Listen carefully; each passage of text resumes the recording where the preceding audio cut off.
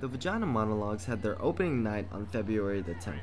We spoke with the producers Kirsten Miner, the director of UW's Women's Action Commission, and Chris Palmer to learn about the event. The Women's Action Commission is one of ASUW's 8 diversity commissions.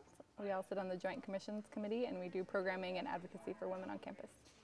The Vagina Monologues are a series of monologues written by Eve Ensler in the early 90s, and the goal is to talk about women's sexuality in a way that doesn't objectify them, to talk about women's sexuality from their own perspective, and also to talk about violence against women and bring the issue to light.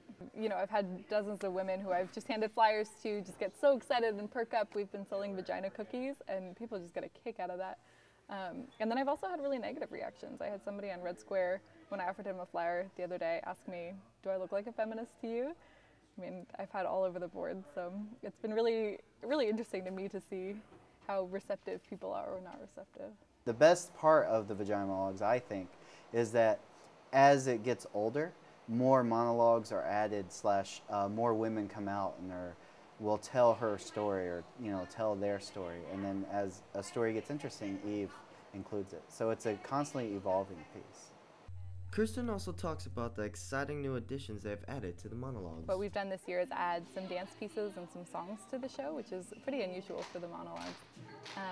So when you start seeing the show, you're going to see a monologue and then a couple of dance pieces actually, and then another series of monologues before we go into intermission.